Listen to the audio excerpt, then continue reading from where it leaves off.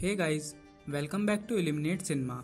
आज हम आपके लिए Star Wars the Force Awakens movie को एक्सप्लेन करने के लिए आए हैं। ये मूवी पुरानी गैलेक्टिक वॉर जो कि हमने स्टार वॉर्स 6 में देखी थी उससे 30 साल बाद की कहानी है। इस मूवी में बहुत से नए नए कैरेक्टर्स भी आएंगे, इसलिए हम कोशिश करते रहेंगे कि हम उनके नाम बार बार लें ताकि आपको इस मूवी को समझने में कोई दिक्कत ना हो। मूवी के शुरुआती डिस्क्रिप्शन में हमें बता दिया जाता है कि ल्यूक स्काईवॉकर अब लापता हो चुका है और उसकी गैर मौजूदगी में ही साम्राज्य के अंदर से एक नया ग्रुप निकल जाता है जिसका नाम फर्स्ट ऑर्डर है। उसका मेन मोटिव है कि वो किसी भी तरह ल्यूक स्काईवॉकर को ढूंढे और उसको मार दे। और वहीं दूसरी तरफ शहजादी लिया रिपब्लिक की मदद से किसी भी तरह अपने भाई को ढूंढने में लगी हुई हैं। इसी वजह से शहजादी लिया ने अपने एक बेस्ट पायलट जिसका नाम पोई है उसको जाकू नाम के प्लेनेट पर भेजा है, क्योंकि उस प्लेनेट पर शहजादी लिया का एक दोस्त सैंड टीका है जिसके पास ल्यूक स्काईवॉकर की लोकेशन का मैप है। अब मूवी की शुरुआत में हमें जाकू प्लेनेट पर दिखाया जाता है।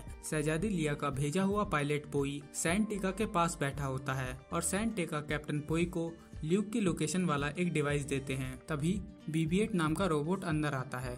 BB-8 पोई का अपना रोबोट होता है और वो अंदर आकर उनको खतरे का संकेत देता है। वो लोग बाहर जाकर देखते हैं तो उन्हें पता चलता है कि फर्स्ट ऑर्डर के बहुत से जहाज उनकी तरफ आ रहे हैं। ये सब देखकर सैंड टीका पोई को वहां से भगा देते हैं ताकि ल्यूक की लोकेशन वाले डिवाइस को उन लोगों से बचाया जा सके। फर्स्ट ऑर्डर के सैनिक जहाज से नीचे उतरते ही सब पर हमला शुरू कर देते हैं। ये सब देखकर पोई BB-8 को वो डिवाइस दे देता है जिसमें ल्यूक स्काईवॉकर की लोकेशन का मैप है और उससे कहता है कि तुम यहाँ से कहीं दूर चले जाओ, मैं तुमको जल्द ही लेने आऊंगा। और फिर वो अपनी गन से सैनिकों पर हमला करना शुरू कर देता है। मगर अब फर्स्ट ऑर्डर के सैनिकों के हाथ में सैंड टीका आ जाते हैं और तभी वहाँ पर एक और जहाज उतरता है। उसके अंदर से काइलो रेन निकलता है।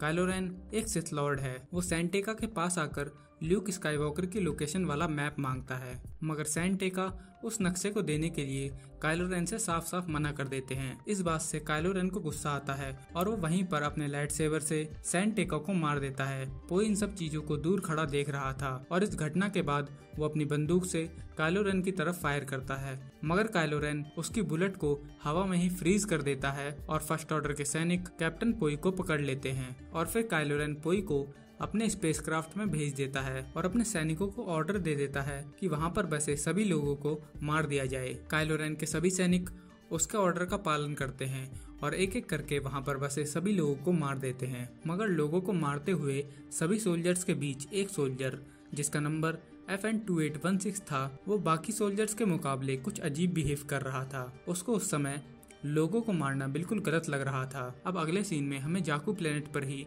एक लड़की को दिखाया जाता है। वो लड़की वहां पर पड़े खंडर जहाजों से उनके स्पेयर पार्ट्स निकालकर वहां से चली जाती है और फिर वो उन स्पेयर पार्ट्स को एक जगह बेच देती है जिससे उसे कुछ पैसे मिलते हैं और उन्हीं पैसों से वो अपने खाने पीने का इंतजाम करती है। अब थोड़ी देर बाद जब वो एक जगह बैठी हुई थी तब उसे कुछ आवाजें सुनाई देती हैं। जब वो उन आवाजों के पीछे जाती है तो देखती है कि एक आदमी ने BB-8 जो कि पोई का रोबोट है उसको कैद कर रखा है। BB-8 उसके जाल में फंसा हुआ था तो वो लड़की रे वहां पर जाकर BB-8 को उसकी कैद से छुड़ा लेती है। BB-8 के पास अपना कोई ठिकाना तो था नहीं, इसलिए वो रे के पीछे पीछे चलने लगता है और BB-8 के द्वारा थोड़ी सी जिद करने के बाद रे भी उसको अपने साथ रखने के लिए मान जाती है। अब सीन को फर्स्ट ऑर्डर के सैनिकों के बेस पर शिफ्ट किया जाता है।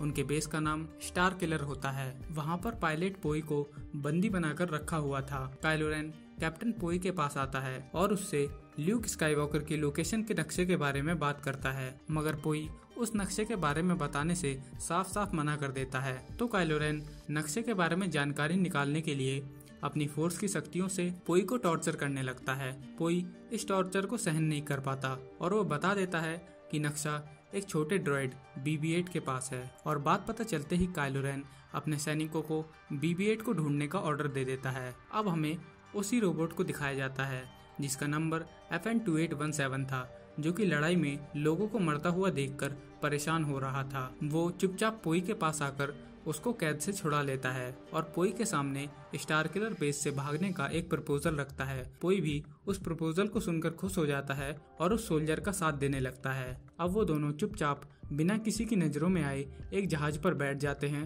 और उस जहाज को चुराकर वहां से भाग जाते हैं। जहाज के अंदर पोई उस सोल्जर से पूछता है कि तुम्हारा नाम क्या है, तो वो बताता है कि मेरे पास कोई नाम नहीं है, बल्कि मेरे पास सिर्फ एक नंबर है जो कि FN2817 है। तो पोई कहता है कि तुम्हारे पास कोई नाम नहीं है, इस वजह से आज से मैं तुम्हें फिन नाम से बुलाऊंगा और हम भी अब से इस सोल्जर को फिन बुलाया करेंगे। मगर उनकी इसी बातचीत के बीच स्टार किलर बेस से एक मिसाइल आती है जो कि सीधा उनके जहाज में जाकर टकराती है। इस वजह से उनका जहाज क्रैश होता हुआ सीधा जाकू के रेगिस्तान में जा गिरता है। अब हमें क्रैश के थोड़े समय बाद दिखाया जाता है। इस क्रैश में फिन तो बच जाता है, मगर फिन को आसपास पोई कहीं नहीं दिखता। फिन पोई को ढूंढने के लिए जहाज के अंदर भी जाता है, मगर फिन को वहां पर पोई की जैकेट के अलावा कुछ भी नहीं मिलता। इस वजह से फिन ऐसा समझ लेता है कि पोई इस हादसे में मर चुका है। अब फिन अकेला ही उस गर्म रेगिस्तान में पोई की जैकेट पहनकर आगे की तरफ बढ़ने लगता है।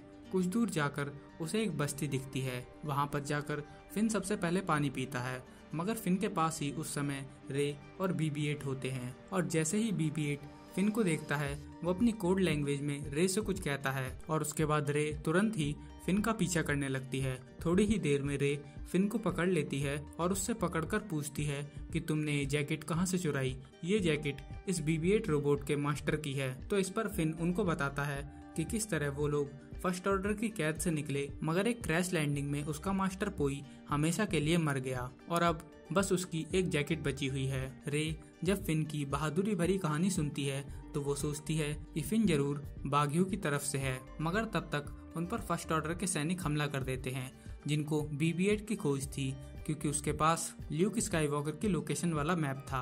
अब वो तीनों इस हमले से बचते हुए इधर उधर भागते हैं और भागते हुए एंड में वो एक शिप के अंदर आ जाते हैं। वो शिप कोई और नहीं बल्कि हान सोलो का आइकॉनिक जहाज मिलेनियम फैल्कन होता है। रे बड़ी मशक्कत के साथ उस जहाज को उड़ाती है और फर्स्ट ऑर्डर के जहाजों को चकमा देती हुई स्पेस के अंदर चली जाती है। और जब काइलो रेन के पास खबर पहुंचती है कि उस छोटे से BB-8 रोबोट के साथ एक लड़की और उनका ही एक रोबोट भी मिल चुका है, तो इस बात को सुनकर वो बहुत ज्यादा गुस्सा होता है। अब अगले सीन में हमें मिलेनियम फैल्कन के अंदर दिखाया जाता है। मिलेनियम फैल्कन स्पेस में ही एक दूसरे बड़े जहाज के अंदर खिंचा चला आता है। ये सब देखकर फिन और रे को ऐसा लगता है कि वो लोग अब फर्स्ट ऑर्डर की कैद में आ चुके हैं। इस वजह से वो उसी जहाज के अंदर छुप जाते हैं और तभी उनके जहाज के अंदर दो लोग आते हैं। वो दो लोग कोई और नहीं बल्कि हान सोलो और च्यूई थे। हान सोलो आसानी से उनको ढूंढ लेता है और कहता है कि ये उसका जहाज मिलेनियम फैल्कन है। ये बात सुनकर रे बहुत ज्यादा एक्साइटेड हो जाती है, क्योंकि उसने बचपन में हान सोलो और उसके जहाज से रिलेटेड बहुत सी कहानियां सुनी थी। अगले सीन में हमें स्नोक को दिखाया जाता है। स्नोक साम्राज्य के अंदर से निकले हुए ग्रुप फर्स्ट ऑर्डर का मेन लीडर था। स्नोक के सामने जनरल हक्स और काइलो रेन खड़े हुए थे। जनरल हक्स स्नोक से कहते हैं कि हमें अपने नए बनाए गए स्टार किलर हथियार का बागियों के ऊपर प्रयोग करना चाहिए, ताकि एक ही बार में सभी बागियों का अंत हो सके। ये बात सुनकर स्नोक भी बहुत ज्यादा खुश होता है और वो जनरल हक्स से कहता है कि अपने स्टार किलर हथियार को चार्ज करने की तैयारी शुरू की जाए। और फिर अब स्नोक काइलो रेन से कहता है कि तुम्हें जिस BB-8 रोबोट की तलाश है, उस BB-8 के साथ अब हान सोलो भी जुड़ चुका है, जो कि तुम्हारा पिता है।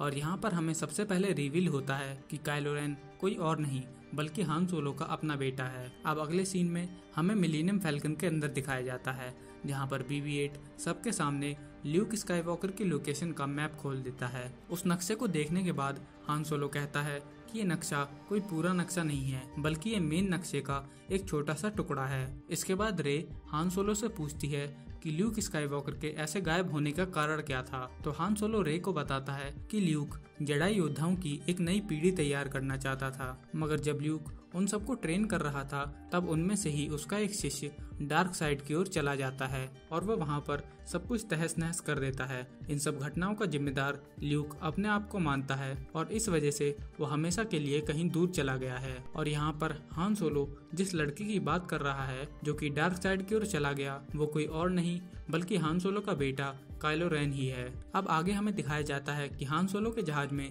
हाइपर ड्राइव की कमी थी। इस वजह से हान सोलो उसको लेने के लिए अपनी एक पुरानी दोस्त मेज के पास जाता है, जो कि टकोडना नाम के प्लेनेट पर होती है। हान सोलो जब उस ग्रह के अंदर जाता है तो वहाँ के लोग BB-8 को देखकर ही पहचान जाते हैं कि ये वही रोबोट है जिसकी फर्स्ट ऑर्डर को तलाश है। इस वजह से उनमें से एक लेडी फर्स्ट ऑर्डर को खबर कर देती है कि जिस रोबोट को आप ढूंढ रहे हैं वो टकोडना ग्रह पर मौजूद है। वो सब लोग मेज के पास बैठे होते हैं और वहाँ पर बागियों और फर्स्ट ऑर्डर के बीच चल रही लड़ाई को जीतने की बात करते हैं। तो उनकी इस बात पर फिन कहता है कि यह युद्ध बागियों के द्वारा कभी भी जीता नहीं जा सकता, क्योंकि फिन शुरुआत से ही फर्स्ट ऑर्डर के अंडर काम कर रहा था। उसको पता था कि फर्स्ट ऑर्डर कितना शक्तिशाली है, उससे जीतना कोई आम बात नहीं है। इस वजह से फिन कह देता है कि उसे इस लड़ाई के अंदर कोई इंटरेस्ट नहीं है और वो उनके साथ इस लड़ाई के अंदर नहीं जाना चाहता। तो इस पर मेज कहती है कि अगर तुम्हें इस लड़ाई से दूर जाना है तो तुम जा सकते हो, तुम्हें कोई नहीं रोकेगा। और फिर फिन वहाँ से चला जाता है। रे फिन को रोकने की कोशिश करती है तो फिन रे को वहाँ पे बताता है कि वो बागियों के साथ कभी था ही नहीं, वो तो फर्स्ट ऑर्डर के अंदर एक स्ट्रॉन्ग ट्रूपर यानी एक सैनिक हुआ करता था। वो कहता है कि फर्स्ट ऑर्डर बहुत ज्यादा शक्तिशाली है, उससे जीतना नामुमकिन है। इस वजह से वो लड़ाई में किसी का भी साथ नहीं देना चाहता और यहाँ से जाना चाहता है। तभी रे को एक अंडरग्राउंड जगह से कुछ आवाजें आती हैं। रे उन आवाजों को सुनती हुई उनके पीछे जाती है और कुछ दूर चलकर उसे एक बॉक्स रखा हुआ मिलता है जिसके अंदर से आवाजें आ रही थी। रे उस बॉक्स को खोलती है तो उसे उसके अंदर एक लाइट सेबर मिलता है और जैसे ही रे लाइट सेबर को छूती है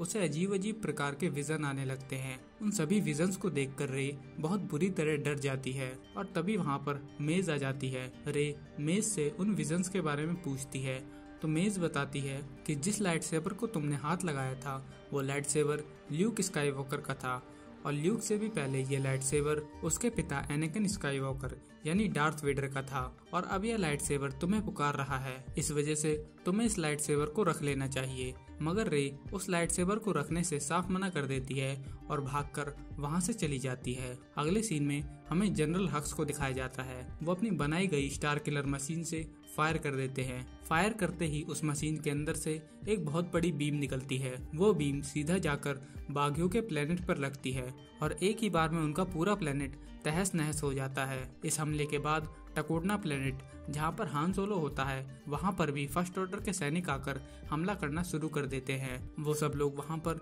BB-8 को ढूंढने के लिए आए थे क्योंकि BB-8 के पास ही ल्यूक स्काईवॉकर की लोकेशन का मैप था। हर तरफ लड़ाई चल रही थी, सभी लोग सैनिकों का सामना कर रहे थे। तभी मेज उस लाइट सेबर को फिन को पकड़ाती हैं और कहती हैं कि इस लाइट सेबर को तुम रे को हैंड ओवर कर देना। अब हान, चुई और फिन तीनों मिलकर फर्स्ट ऑर्डर के सैनिकों का सामना करने की कोशिश करते हैं, मगर फर्स्ट ऑर्डर के सैनिक संख्या में इतने ज्यादा थे कि वो थोड़ी ही देर में उनको हराकर उनको बंदी बना लेते हैं। मगर तभी अचानक से वहाँ पर रिपब्लिक की तरफ से फाइटर प्लेन्स आते हैं और उन पर हमला बोल देते हैं। और वहीं दूसरी तरफ रे जो कि BB-8 के साथ जंगल के अंदर गई हुई थी, उनके पास काइलो रेन आकर हमला कर देता है और अपनी फोर्स की शक्तियों से यह भी पता लगा लेता है कि रे ने उस मैप को देखा हुआ है और वो मैप रे के दिमाग के अंदर छप चुका है। इस वजह से वो BB-8 को वहीं पर छोड़कर रे को अपने साथ ले जाता है। रे को काइलो रेन के द्वारा ले जाता हुआ देख फिन काइलो रेन को रोकने की कोशिश करता है,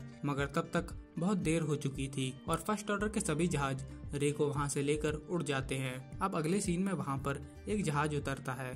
उस जहाज के अंदर से C-3PO और शहजादी लिया आते हैं। हान और शहजादी लिया बहुत दिनों बाद एक दूसरे से मिले थे। हान सोलो शहजादी लिया से कहते हैं कि उन्होंने अभी कुछ देर पहले ही अपने बेटे को यहाँ पर देखा है, यानी इस समय वो काइलो रेन की बात कर रहा है। अब सभी बागी टकोडना प्लेनेट से अपने जहाजों को लेकर अपने बेस की तरफ आ जाते हैं और वहाँ पर फिन को कैप्टन पोई भी दिखता है जो कि उस हादसे में मरा नहीं था। पोई फिन से कहता है कि तुम एक बहुत अच्छे और सच्चे इंसान हो, तुमने अब तक मेरे रोबोट BB-8 को संभाल कर रखा हुआ था। तभी फिन कैप्टन पोई से कहता है कि उसे एक हेल्प चाहिए क्योंकि काइलो रेन उसकी दोस्त रे को वहां से उठाकर ले गया है जिसे वो वापस लाना चाहता है। तो कैप्टन पोई फिन की मदद करने के लिए उसे शहजादी लिया से मिलवाता है। शहजादी लिया फिन से मिलकर उसकी सारी बात सुनती हैं और कहती हैं कि हम रे को वहां से निकालने की जल्द से जल्द कोशिश करेंगे। और अगले सीन में हमें दिखाया जाता है कि BB-8 वहाँ पर R2D2 को खोजकर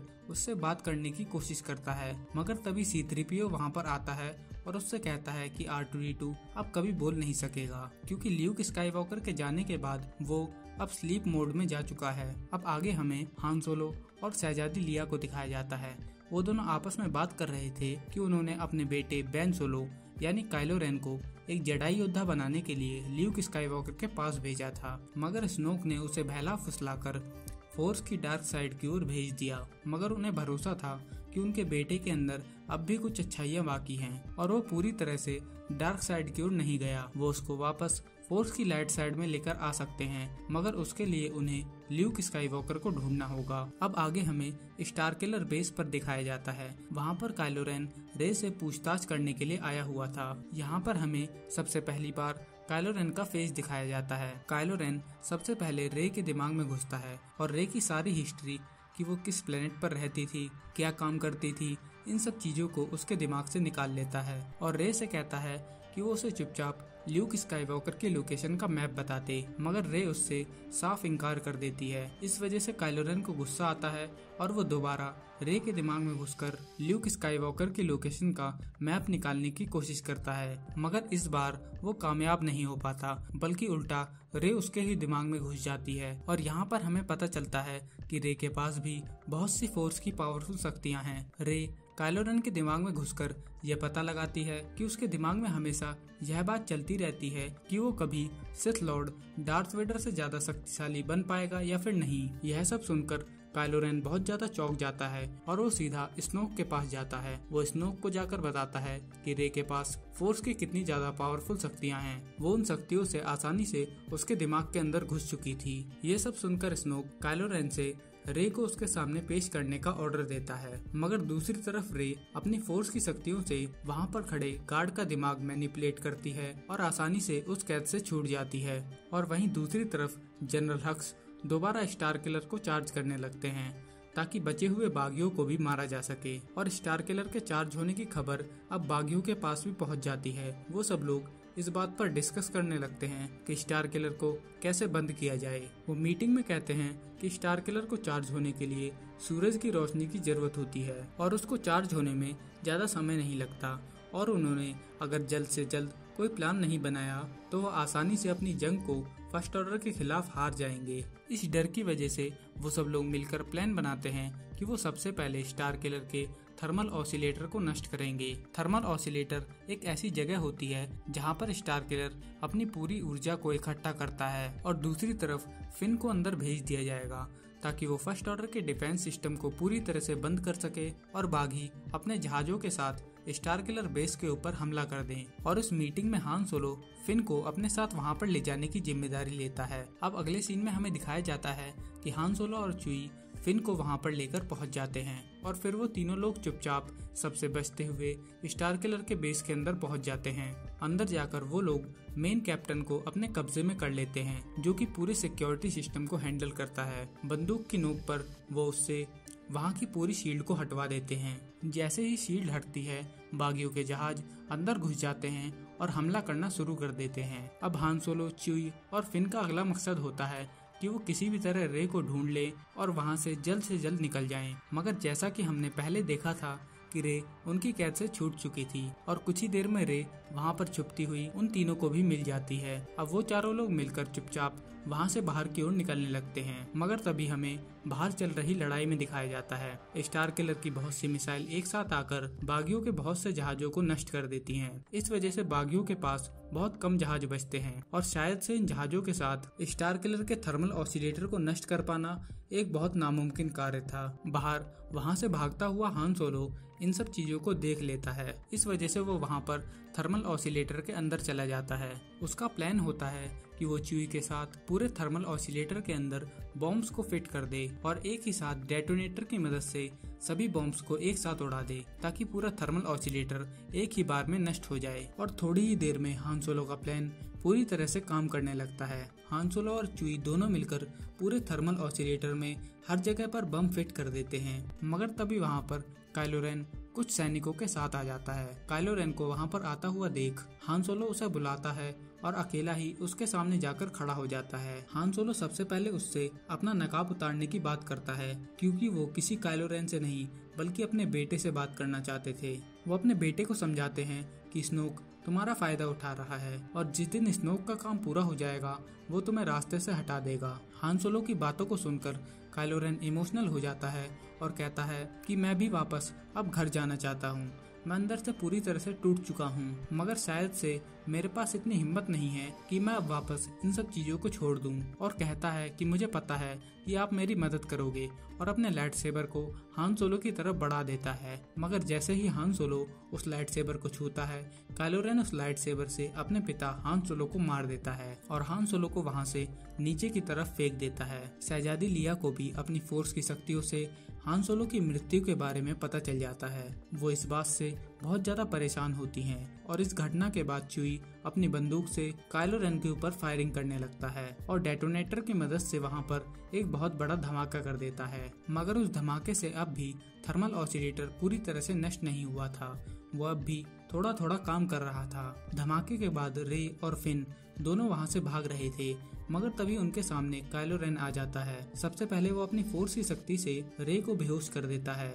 ये सब देखकर फिन को बहुत ज्यादा गुस्सा आता है और वो रे के लाइट सेबर से काइलो रेन पर हमला करना शुरू कर देता है। मगर काइलो रेन बहुत ज्यादा ट्रेंड होता है, वो आसानी से फिन को हरा देता है और उसकी लाइट सेबर को उसके हाथ से बहुत दूर फेंक देता है और फिन को हमला करके बेहोश कर देता है। और अब काइलो रेन उस पड़ी हुई लाइट सेबर को अपनी फोर्स की मदद से खींचने की कोशिश करता है, मगर वो लाइट सेबर काइलो रेन की तरफ नहीं आ रही थी। मगर अचानक से पीछे से रे उठती है और वो लाइट सेबर को आसानी से अपनी तरफ खींच लेती है और उसी लाइट सेबर के साथ काइलो रेन से लड़ना शुरू कर देती है। और वहीं दूसरी तरफ बागियों के जहाज थर्मल ऑसिलेटर को नष्ट करने पर लगे हुए थे। वो सभी जहाज एक साथ थर्मल ऑसिलेटर के अंदर जाते हैं और उसके हर पार्ट पर भारी मात्रा में गोला बारूद बरसा देते हैं। इस वजह से थोड़ी देर में ही थर्मल ऑसिलेटर पूरी तरह से नष्ट हो जाता है और बागियों के ऊपर जो स्टार किलर मशीन का खतरा मंडरा रहा था वो पूरी तरह से नष्ट हो जाता है। मगर दूसरी तरफ अब भी काइलो रेन और रे के बीच लड़ाई छिड़ी हुई थी। उस लड़ाई में रे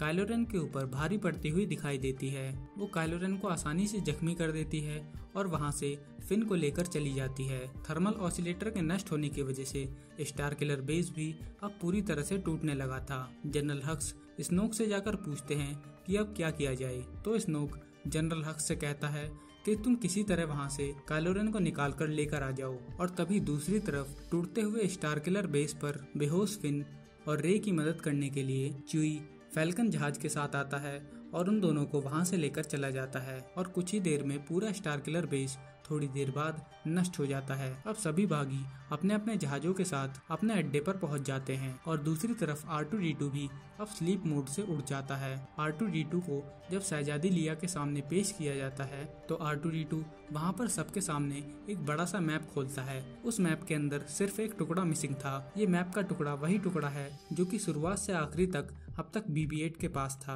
और फिर उस पार्ट को BB-8 रोबोट वहां पर कंप्लीट करता है और उस कंप्लीट हुए मैप से उन लोगों को ल्यूक स्काईवॉकर की लोकेशन मिल जाती है। और अगली सुबह रे चुई के साथ मिलेनियम फैल्कन में वहां से ल्यूक स्काईवॉकर को ढूंढने के लिए निकल जाती है। वो लोग मिलेनियम फैल्कन से एक सुनसान ग्रह पर पहुंचते हैं। रे को कुछ दूर चलने के बाद वहां पर ल्यूक स्काईवॉकर मिल जाता है। रे ल्यूक को उसका लाइट सेबर देते हुए उस लाइट सेबर को उसकी तरफ बढ़ाती है और इस एंड पर यह मूवी खत्म हो जाती है।